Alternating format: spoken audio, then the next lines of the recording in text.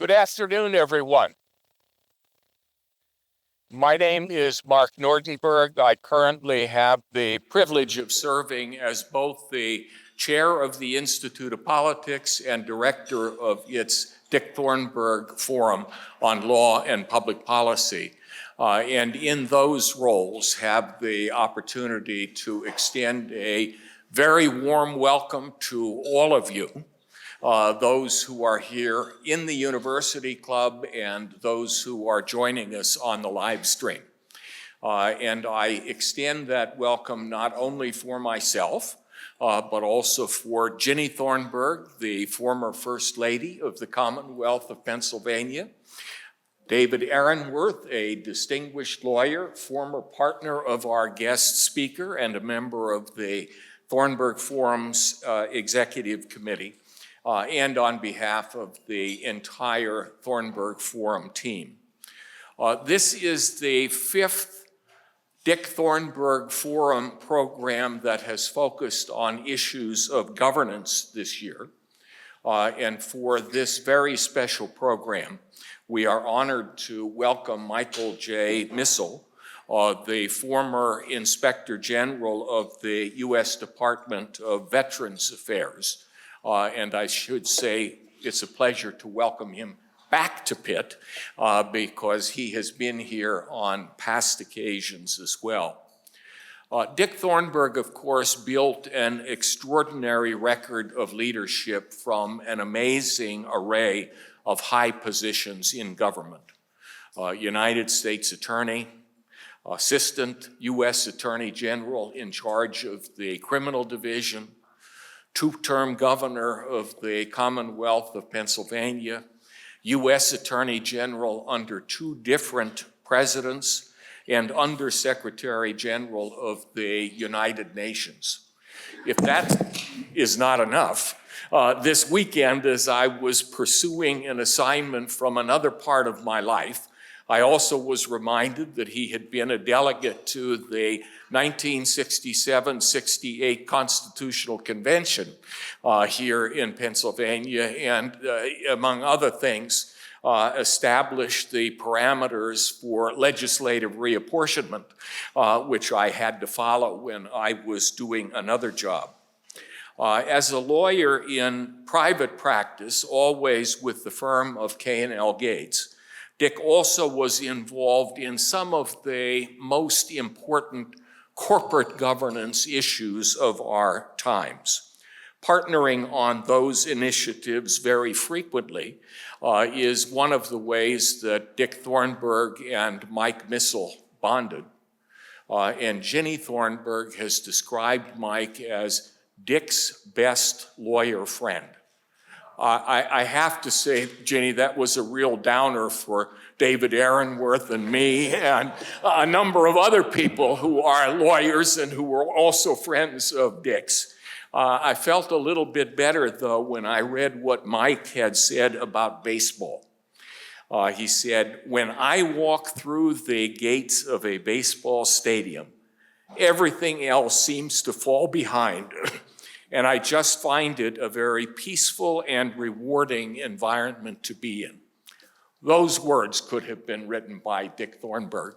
And so now I'm thinking that their extra special friendship must be grounded in the twin pillars of being corruption fighters and baseball lovers. And that makes it easier to take, doesn't it, David?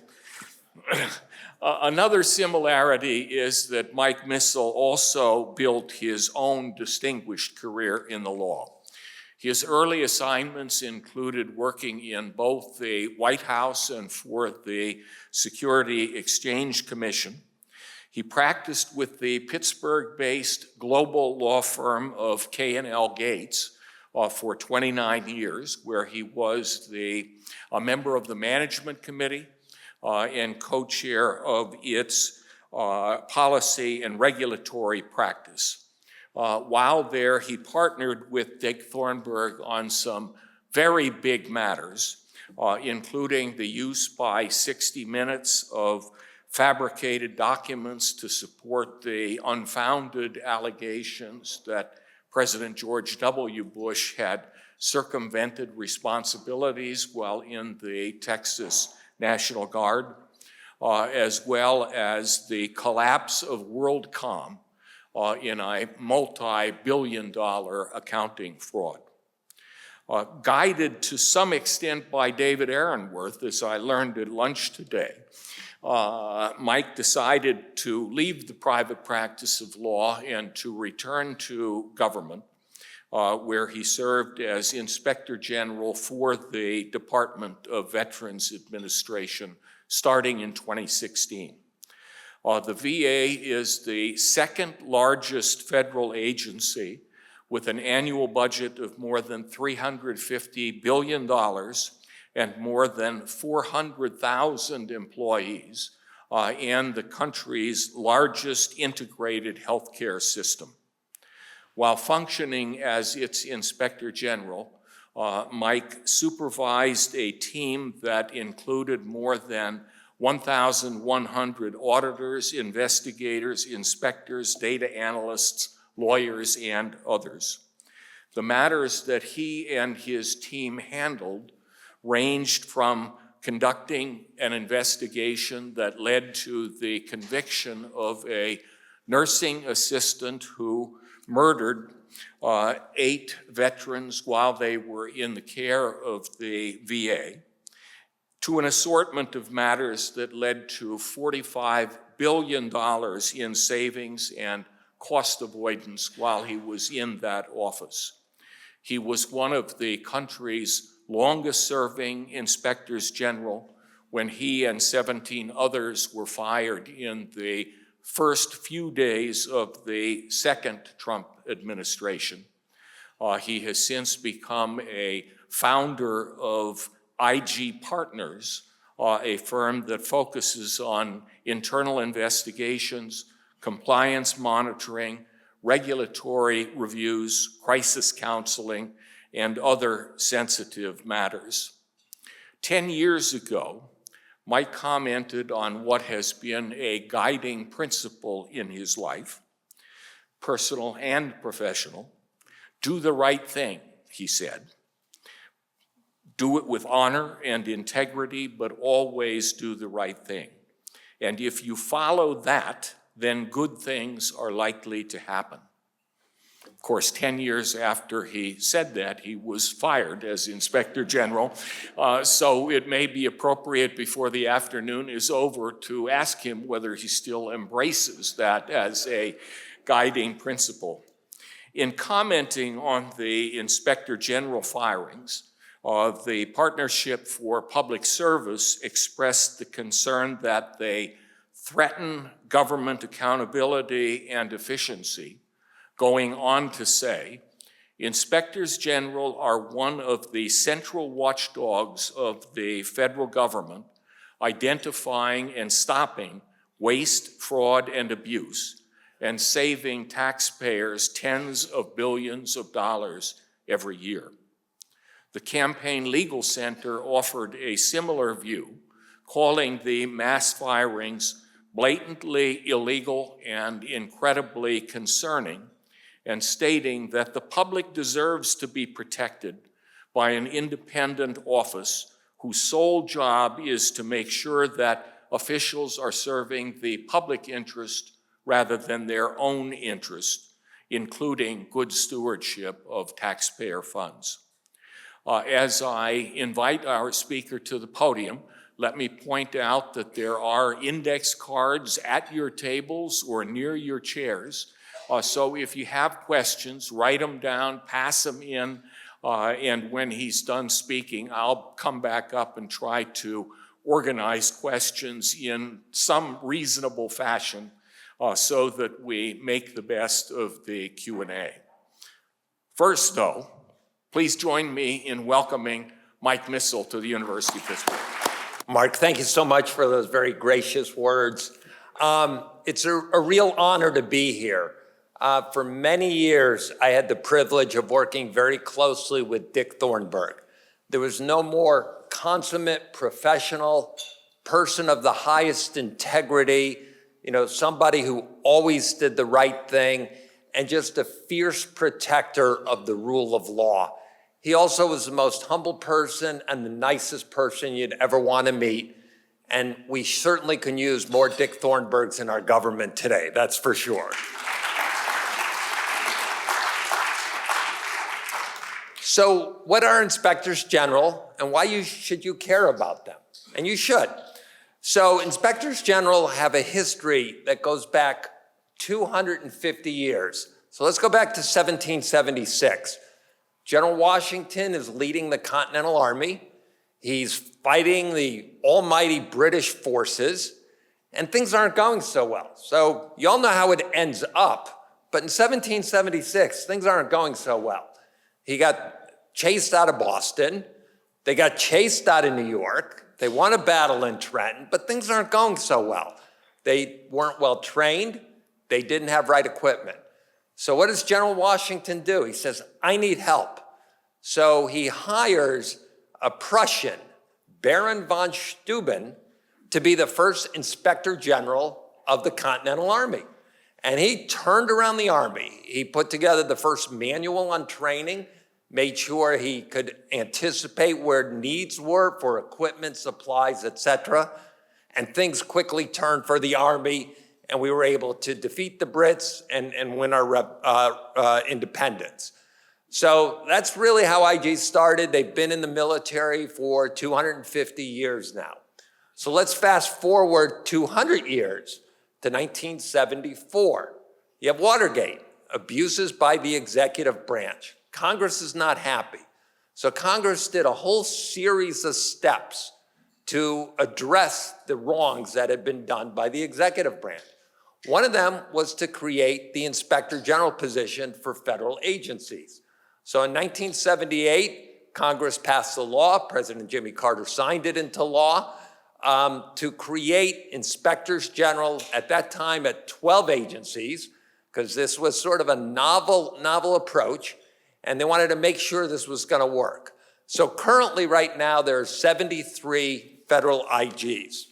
So two key attributes to what inspectors generals do.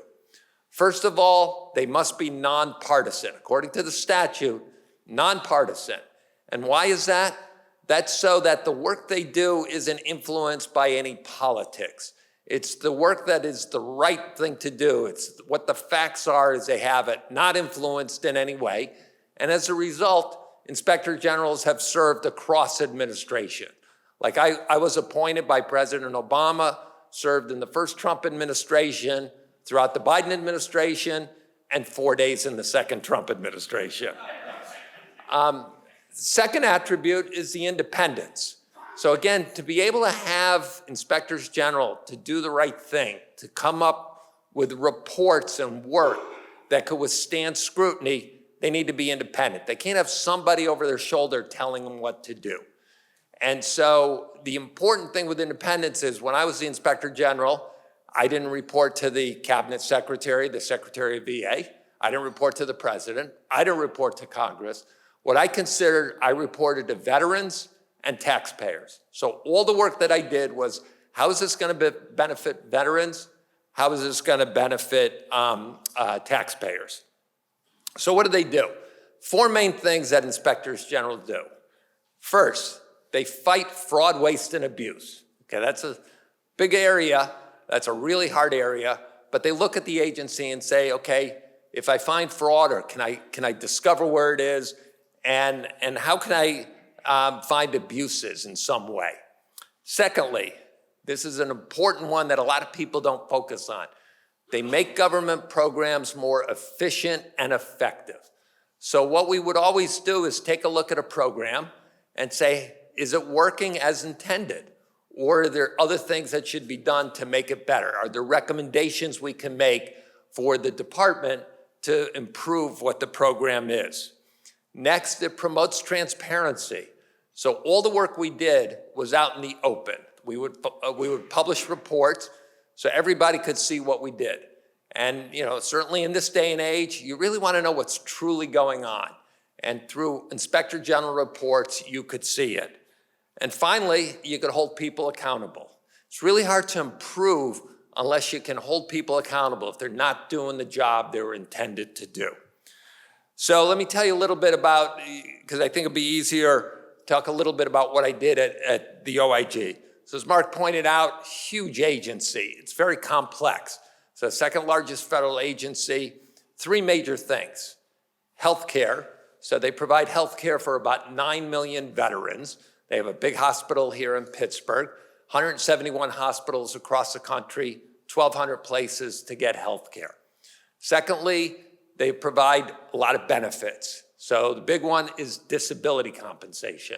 So when a veteran has a service-connected injury, then they're entitled to apply for some kind of disability compensation. And so about 6 million veterans are getting about $180 billion a year in disability compensation. So just think about that, $180 billion in disability compensation.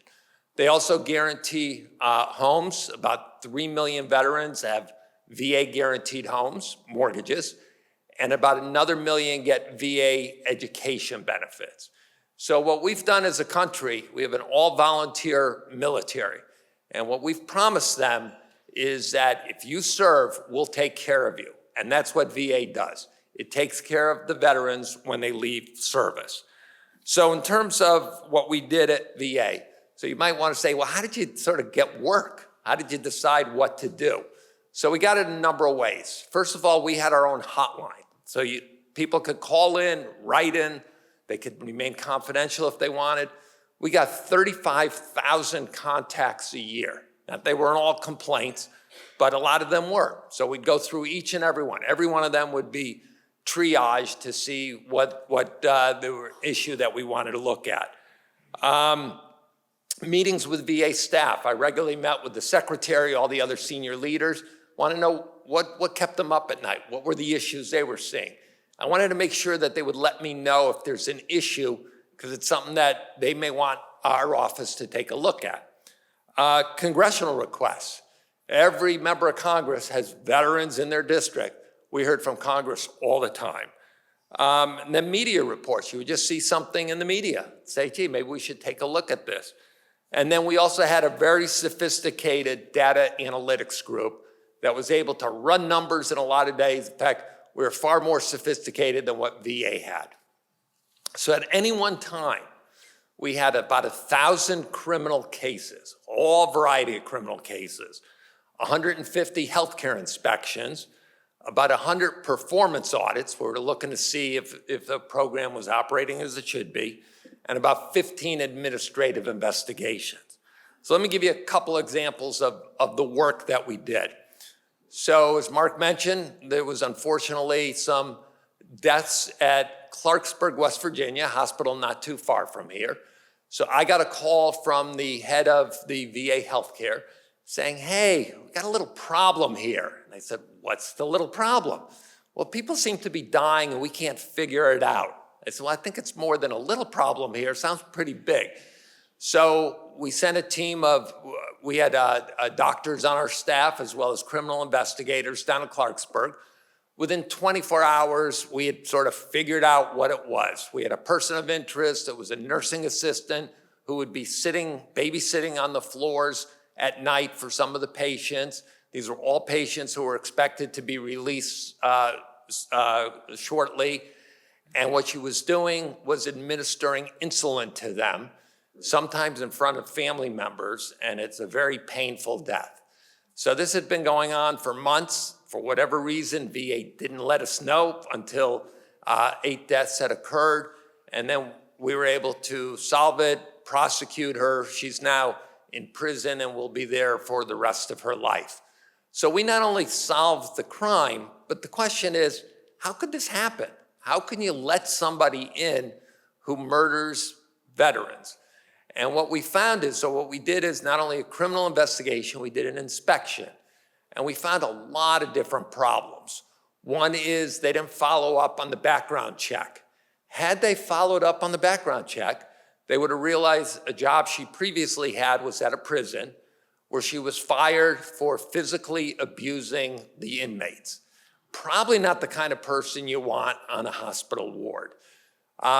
Secondly, the medicine cabinets in the medicine rooms weren't locked up as they should be.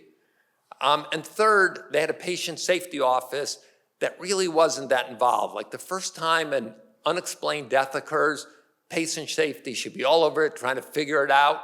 When the second one comes in, all of a sudden you got a pattern, something else could happen. So we put out a report on that, and one of our goals is not only for the public to see, but other medical centers to look at. So make sure you lock up your medicine rooms. Make sure patient safety is doing their job. Another one, as they said, was there's $180 billion in disability compensation paid out every year. To me, that's a high-risk area, just given how much money is involved. Veterans are entitled to the benefits. We're not saying they shouldn't get the benefits that they deserve, but it's $180 billion. That's a huge chunk of their budget. So we had a lot of cases that, the one-offs, where somebody would complain about a veteran cheating, lying on it, et cetera. So we would prosecute those cases. But I was always looking like, how can we do this on a broader scale? So I don't know if you remember, there was a plane crash in Europe a few years back where the pilot had serious mental health issues and crashed the plane in the mountains. I think it was in Germany. So I said, I wonder what would happen, how many pilots, many of whom are veterans, are getting disability payments for mental health issues, heart conditions, other things that would otherwise disqualify them from having a commercial airline pilot's license. So what we did is we took the list of people getting disability compensation of the kind that would disqualify them.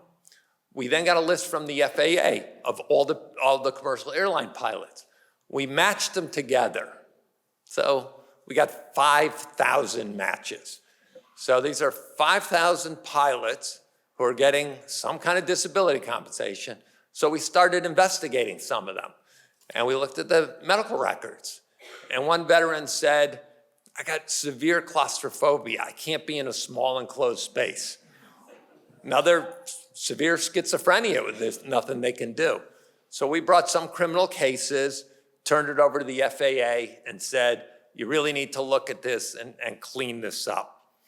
Another one is we weren't, afraid to take on any matter that might come in, even if we knew we'd get some blowback on it. So we got a complaint that the then secretary, this was a secretary in the first Trump administration, had taken a boondoggle to Europe. And I think the complaint came in from his security detail. So one thing you should know, if you have a security detail, you don't want them to get them upset with you because they're going to turn on you. So the security, it was an anonymous complaint, but there was enough detail. It had to be a security detail. And came in and said, this is on government money, and it was a waste of money because they went to Europe and this was a family vacation.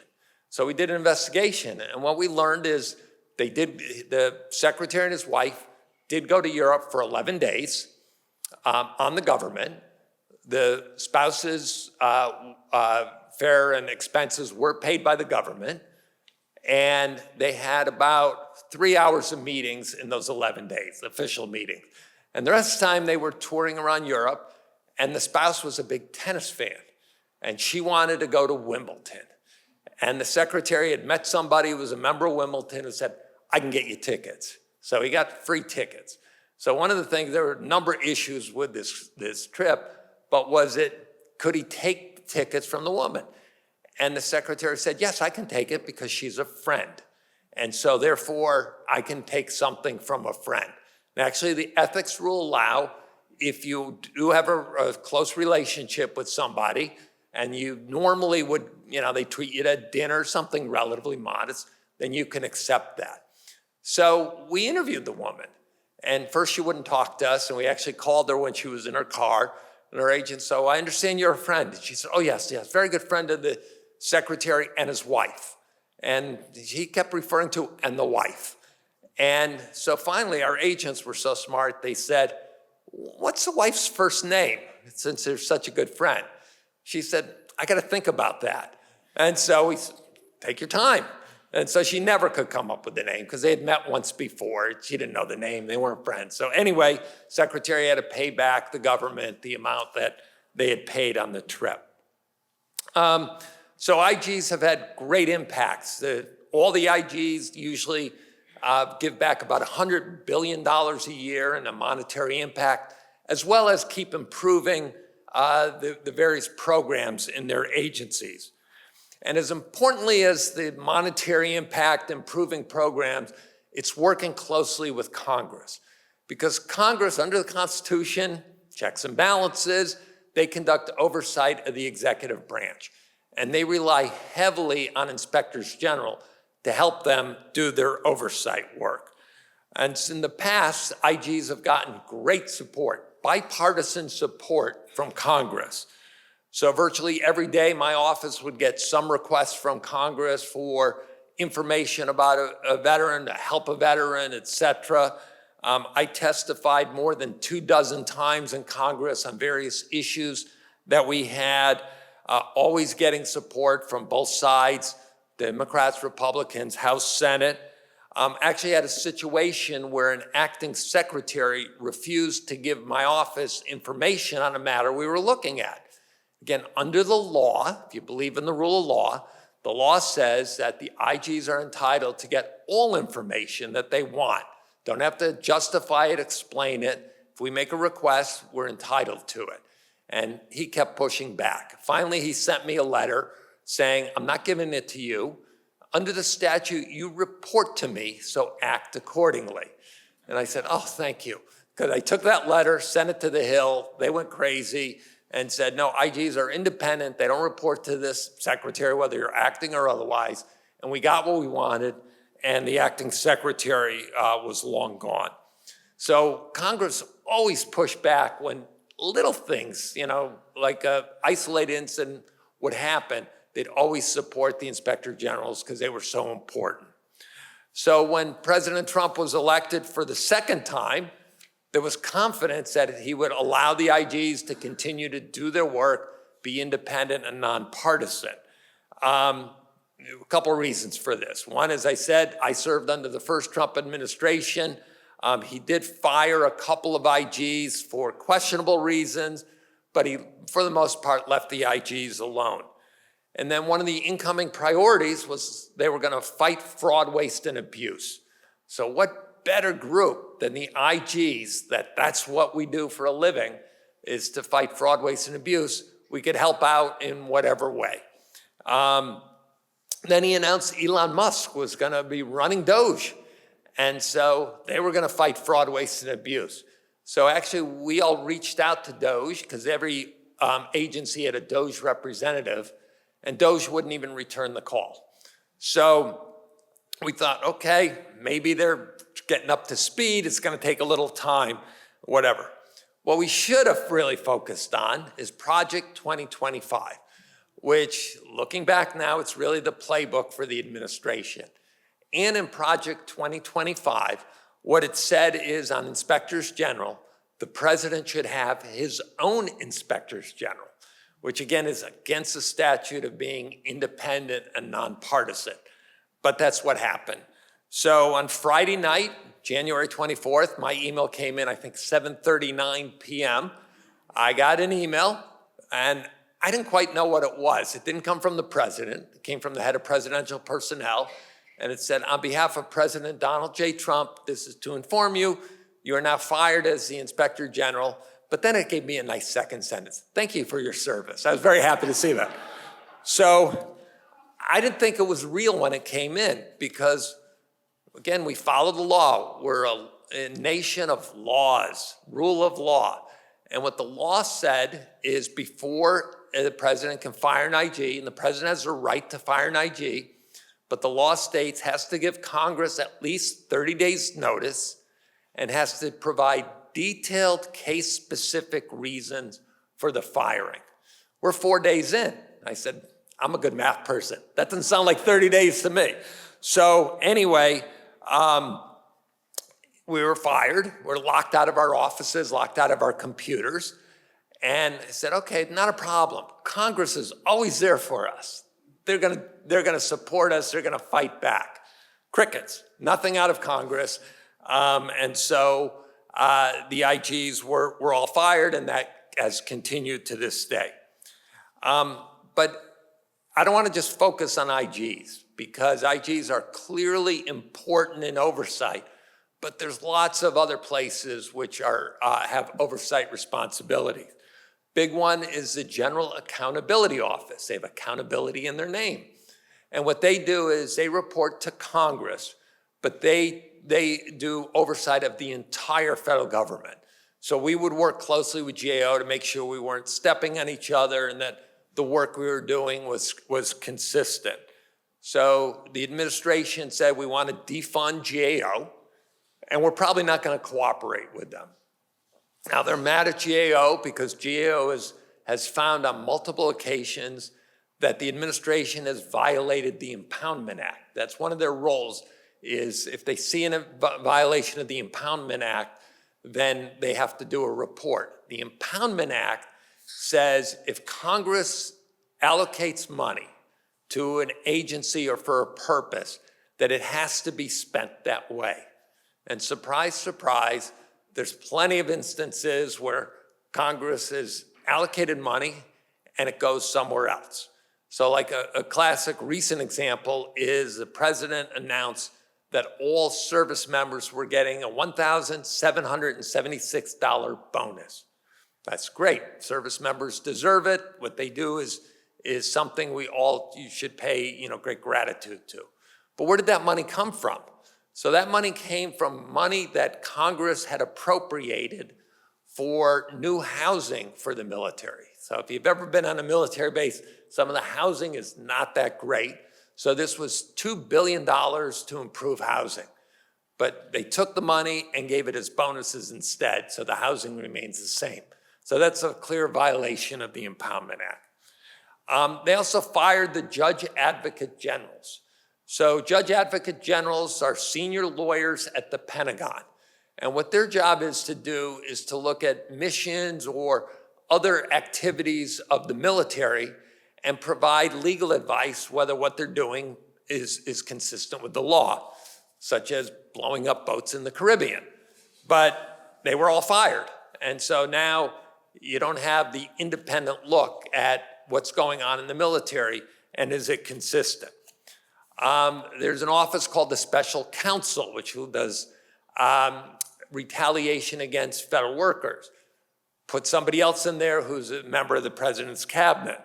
Office of Government Ethics no longer really exists. They sort of cut that out.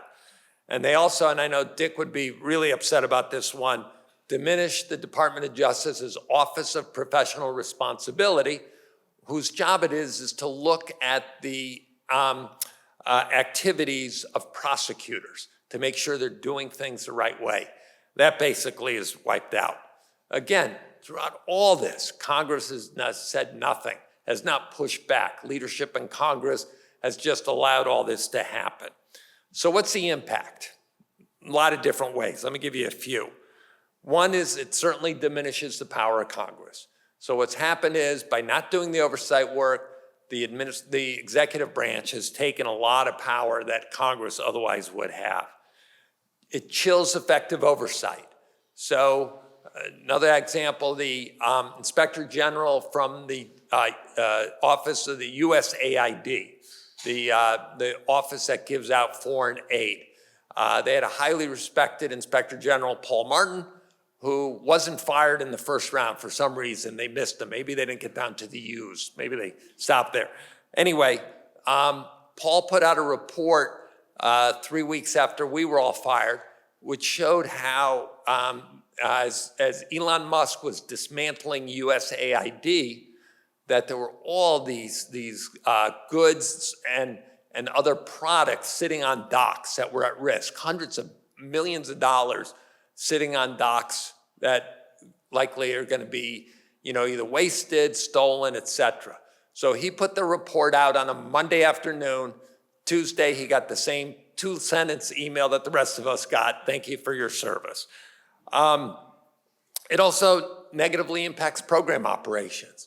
So much of what we did and we're so proud of is helping to improve the program. Like I looked at across VA, there wasn't really an area that we didn't have some kind of impact on improving the programs they have for veterans. It obviously limits accountability. you're not really hearing what's going on in terms of, are people really being held responsible if things aren't working as intended?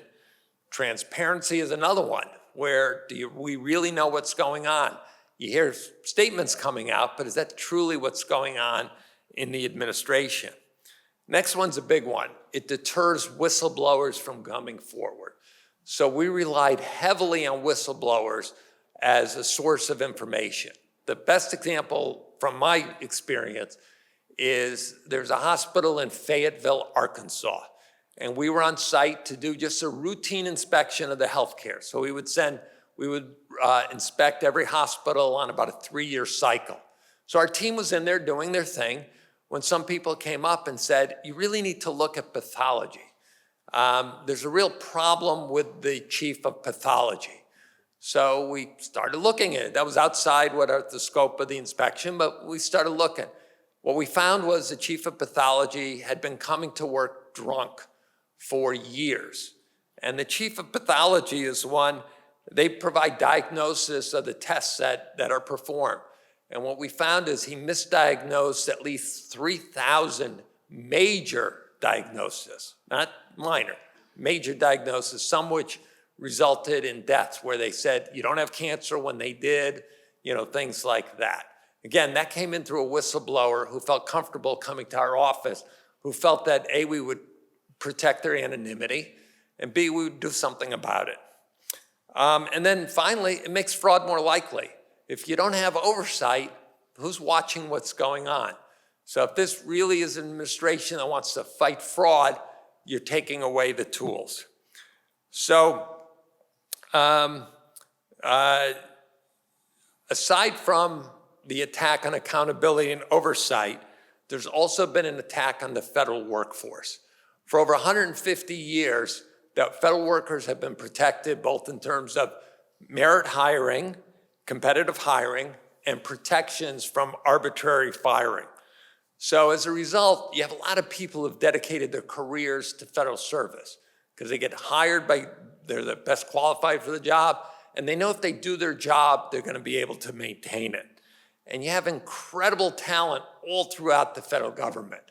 Department of Justice was the classic, where every time you'd see some senior member of the Department of Justice, these are legends. These are people who've been there, have institutional knowledge. And so go across all the alphabet agencies, NIH, FEMA, FDA, they all have incredibly talented people, many of whom have been there for a number of years. So again, Project 2025 gave a preview of what was to come. So Russell Vogt was one of the authors of Project 2025. He's currently the director of the Office of Management and Budget. And what he wrote in there was that he wanted federal workers, here's a quote, traumatically affected. So that's how he wanted to treat federal workers. And during the campaign, candidate Trump said that federal workers were crooked and dishonest, and they're destroying our country. So that's what you had coming into the new administration, and the attacks on the federal workforce began almost immediately. DOJ came in, started firing people, started canceling contracts. They were supposed to fight fraud, waste, and abuse, but if you look at the record of what they didn't fight any fraud, waste, and abuse. They just fired a lot of people and canceled contracts. Tens of thousands of federal workers were fired almost immediately. They offered what they called the fork in the road, giving people deferred retirement. About 200,000 federal employees took it because they said, this is not the environment I want to work in. There was a hiring freeze, which prevented backfilling some of these positions. So by the end of 2025, over 300,000 federal workers had left. That's more than 10% of the federal workforce. And many of these people were experienced people who you're just not going to replace the talent that they had. And aside from the firings, if that wasn't bad enough, it gets worse. So they're taking away rights from federal workers. So they just enacted schedule policy/career. So this is a rule that they just enacted. And what it does is it takes away the protections, the federal worker protections from 50,000 federal employees who are going to be designated as policymakers. And the administration's going to say which ones are the policymakers.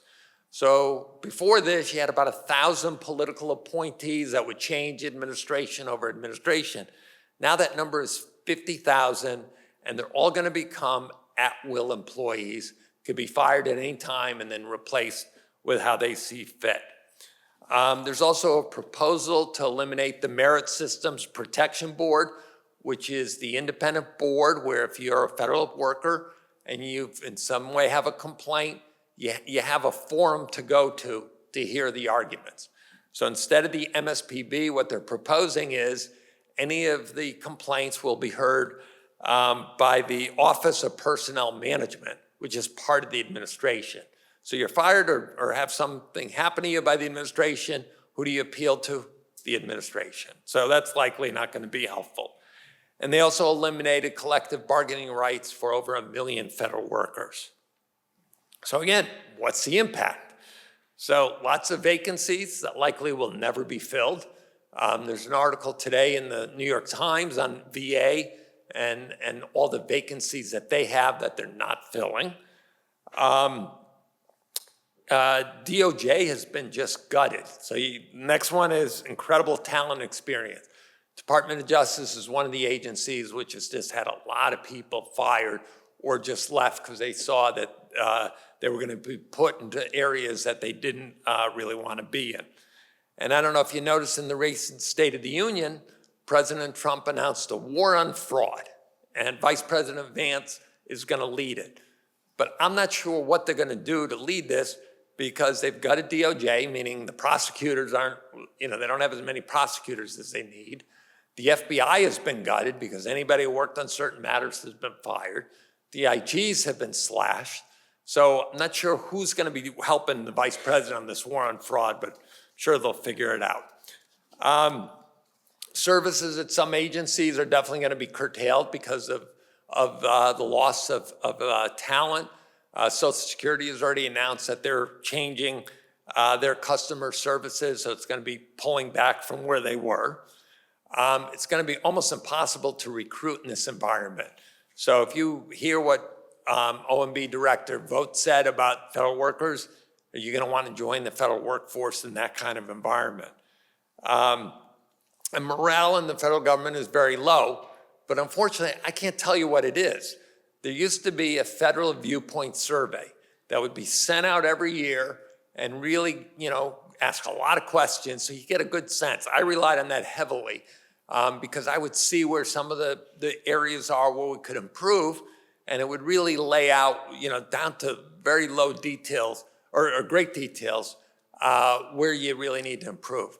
But the administration said it was too woke, we're not doing it. So you don't know what's really going on with morale.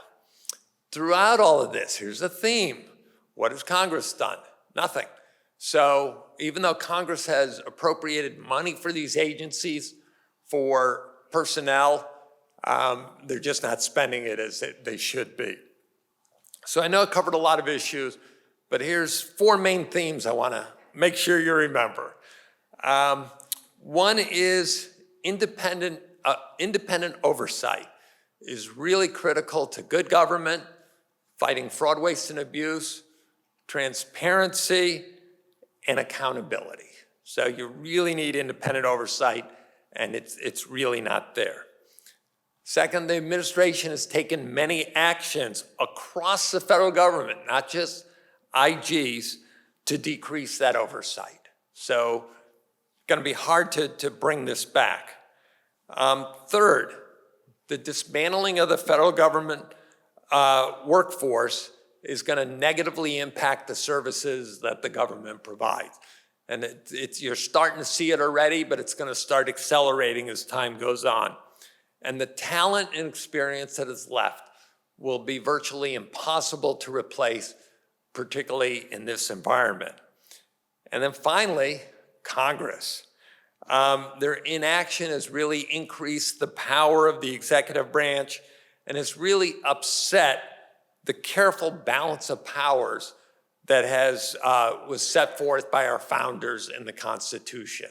And again, I don't know how that comes back, because once it goes to the other side, it's going to take a lot to get it back. And in this environment with, a country which is so divided, it's going to be hard for Congress to do very much. So on that upbeat note, I'll turn it back over to Mark, and we're happy to take any questions you may have. What is happening in the federal government today as people are being removed from their positions? Are they being left vacant, or are there replacements? And if so, let's take the inspectors general. What are the qualifications of the people who are being moved into those positions? So many of the positions have been left vacant. To get a position filled, you have to go through this long process with the Office of Personnel Management. They have to give you the thumbs up or thumbs down whether to do it. But the result is a lot of vacancies. For the inspectors general, they have nominated a number of people to take the places of the IGs that were fired. The Senate has confirmed a number of them. These are not people, for the most part, at least on paper, that seem to meet the qualifications of being independent and nonpartisan. So many of them worked in the Trump administration, some at pretty senior levels. A classic one is the Inspector General of the Department of Labor. This is a gentleman who was confirmed by the Senate, who the Senate thought could do the job.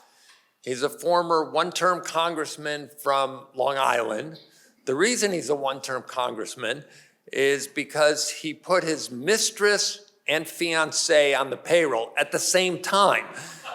And so this is somebody who's had numerous ethics issues, to say the least, and he's now the Inspector General of the Department of Labor. So that's kind of the quality of what we're seeing for the replacements of the Inspectors General. Well, we don't want to have only dreary predictions.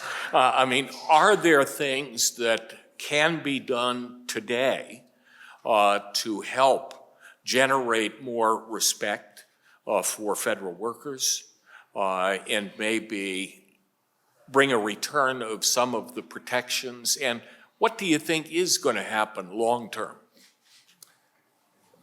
So certainly with this administration, they've only been in it, remember, about a year. And they don't seem to have changed their position and their views of federal workers.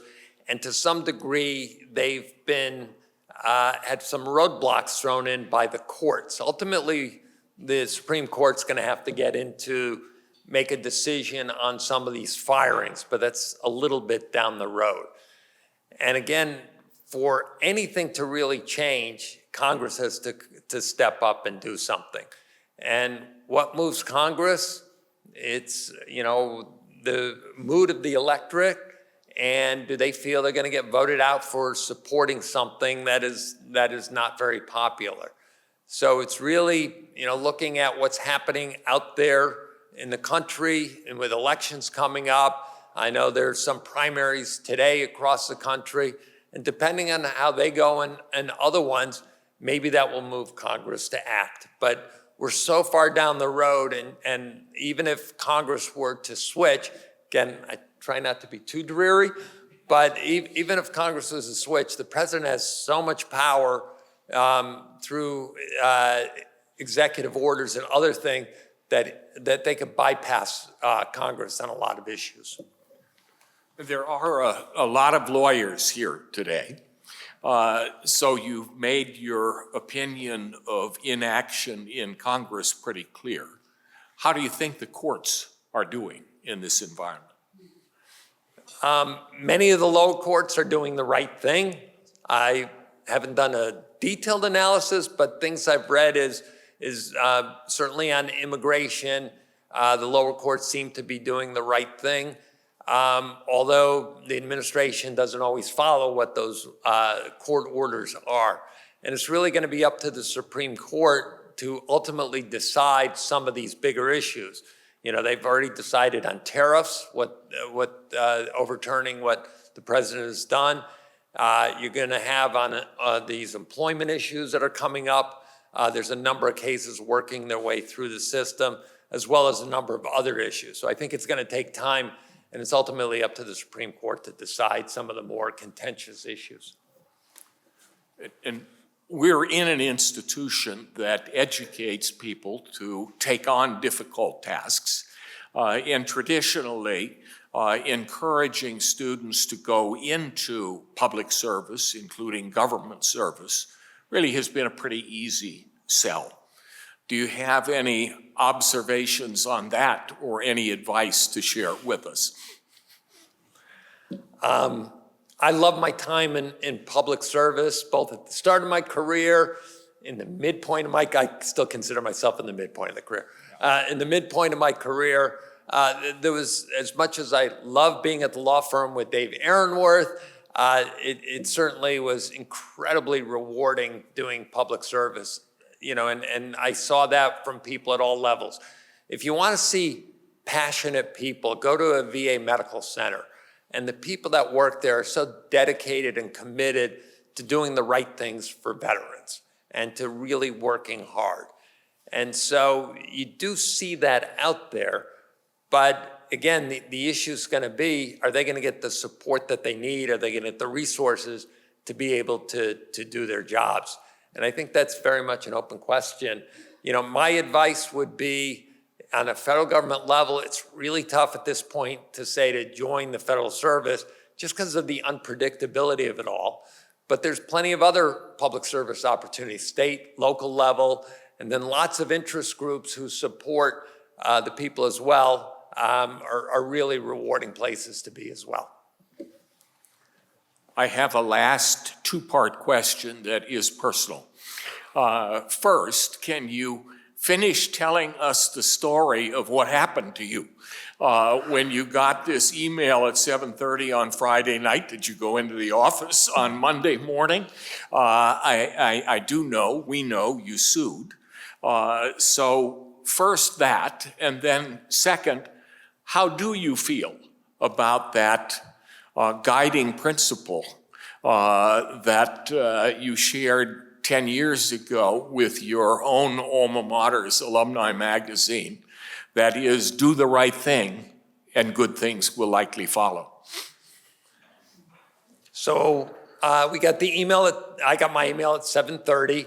As you can imagine, there were text chains going back and forth among all the IGs. Did you get fired? I got fired. What's going on? The next day was Saturday.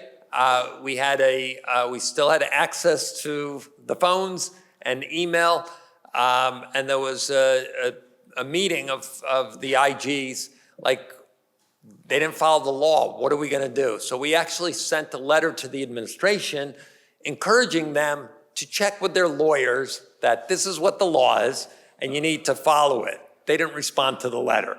So shortly thereafter, I was locked out of the computer system. I knew I couldn't go in the office. We were told you can't do it. So the following weekend, I came in, packed my stuff up, turned in all my work, and everybody did that on some kind of basis. So we did bring a lawsuit, pretty simple lawsuit, saying, here's what the law is. The president didn't follow the law, and therefore you should make a finding that the president violated the law and the IG should be reinstated. So the court in DC did make a finding that we were illegally fired, that it was very clear to the court that the president didn't follow the law. But then she went, but you didn't show the proper amount of injury to get your job back. So, which again, I don't know how you didn't show the injury. We lost our jobs. But anyway, she did say there's other cases going up to the Supreme Court. Let's see how they turn out, and then we'll kind of revisit where that is. But now they've, put in people in our places. So she's created a real mess. And do I still feel the same way? Absolutely. I mean, I don't know how people can live with themselves and have a conscience doing the kinds of things that are being done today. That if you should be in government because you want to do the right thing. Dick Thornburgh was the perfect example. Dick just strove to always be fair and to make sure that we had the information where we came out the right way. And that's always been a guiding principle that will never change. And if this is a consequence, you live with the consequences. Well, we're at 5 o'clock, so let me invite you all to join me in thanking Mike for being here with us.